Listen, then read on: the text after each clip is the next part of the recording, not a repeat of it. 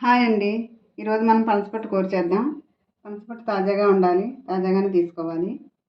పనసపొట్టు కూర చేయడానికి కావాల్సిన పోపు పదార్థాలు: శనగపప్పు, మినపప్పు, ఆవాలు, ఒక ఎండుమిరపకాయ ముక్కలు చేసి పెట్టుకున్నాను, చిటికెడు పసుపు, చింతపండు ఇవి మాత్రం తీసుకోవాలి.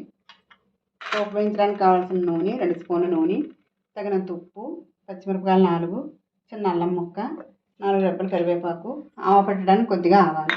ముందుగా చింతపండులో కొంచెం వేడి నీళ్ళు పోసుకుని నానబెట్టుకున్నట్టే పెట్టుకుందాం.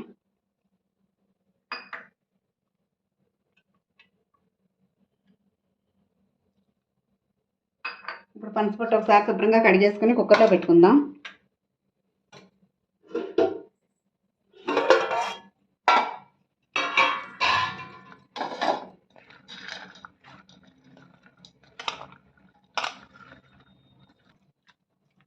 ఇలా శుభ్రంగా కడిగేసుకుని నీళ్ళు ఉంచేయాలి. ఇవన్నీ కడుక్కున్న నీళ్ళు.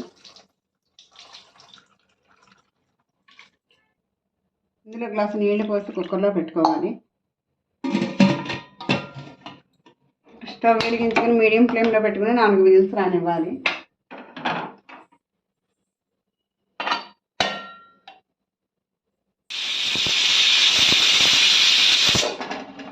ఫోర్ విజిల్స్ అయిపోయాయి. ఇప్పుడు స్టవ్ కట్టేస్తున్నాను.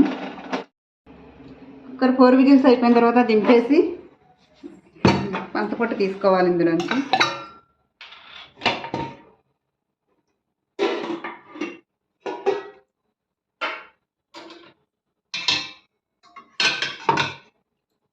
ఇది బేసన్లో పోసేయాలి. నీళ్ళు కిందకు ఓడిపోతాయి. చల్లారిన తర్వాత పిడవాలి. నీరు పీల్చుకుంటుంది పనసపొట్టు, అంచేత నీళ్ళు పిడిచేయాలి. చల్లారిపోయింది. ఇప్పుడు పిడిచేసుకుని ప్లేట్లోకి తీసుకోవాలి.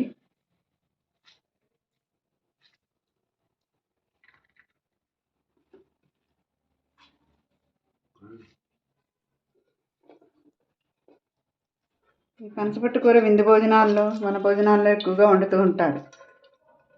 చింతపండు నానబెట్టాం కదా, ఇప్పుడు చక్కగా ఇలా గుజ్జు తీసుకున్నాం. ఇందులో తగినంత ఉప్పు వేయాలి. ఉప్పు పడుతుంది.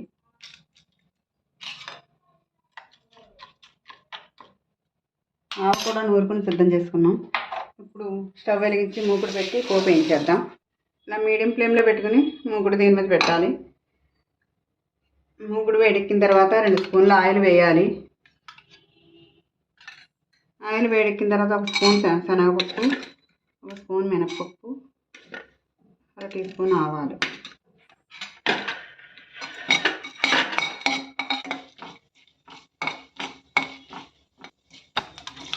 ఇప్పుడు మిరపకాయలు వేసేయాలి. మిరపకాయలు వేగిన తర్వాత పచ్చిమిరపకాయలు, అల్లం తురుము కూడా వేసేయాలి.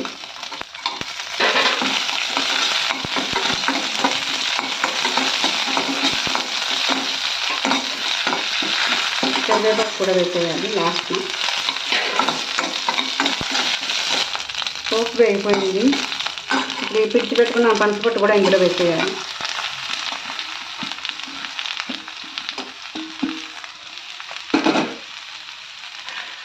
పసుపు 1 టీ స్పూన్, చిటికెడు పసుపు,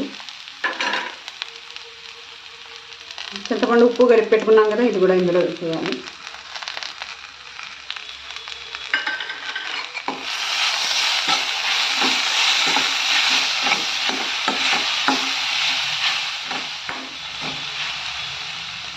ఇలా కలిపేసాం. కలిపిన తర్వాత మూత పెట్టేసి 2 నిమిషాలు మగ్గబెట్టాలి.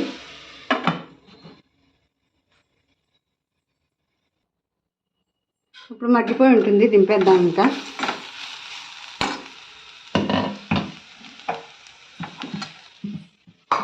ఆవు ఇప్పుడు కలపాలి. స్టవ్ మీద ఉండగా కలిపితే చేదెక్కిపోతుంది. అందుకని దింపిన తర్వాత కలుపుకోవాలి. ఈ మాత్రం ఆవు సరిపోతుంది. ఆవు ఎక్కువ వేసుకోకూడదు.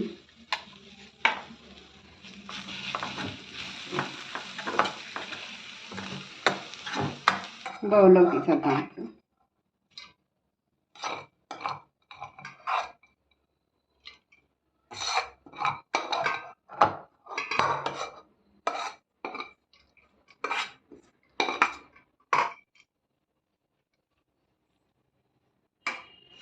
ఇలా తయారు చేయాలి పనసపొట్టు కూర. మరిన్ని వీడియోల కోసం మా ఛానల్ సబ్స్క్రైబ్ చేసుకోండి. లైక్ చేయండి, షేర్ చేయండి. Thank you.